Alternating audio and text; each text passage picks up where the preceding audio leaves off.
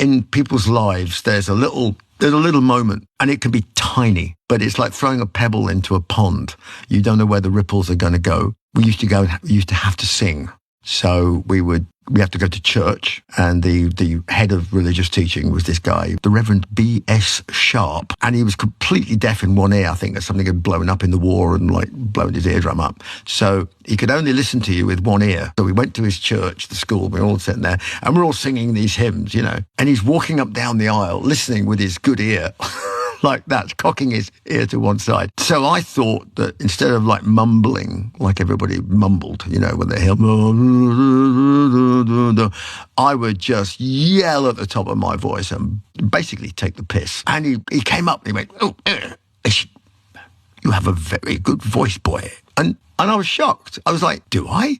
And that was it. That was the moment that was the pebble that dropped in the pond that 4 or 5 years later, when I was unsuccessfully trying to be John Bonham on the bongos, and somebody said, "Why don't you give the lead singer a hand because he can't hit the top notes?" I went, "Can I?" And that was it. And I opened my mouth and this noise came out and people went, "Oh, wow. Yeah, the bass player, you're no longer the lead singer." Boom. I think that people's lives are changed not changed by big things. They're changed by small things. That in people's lives, there's a little moment, and it can be tiny, but it's like throwing a pebble into a pond. You don't know where the ripples are going to go. We used to go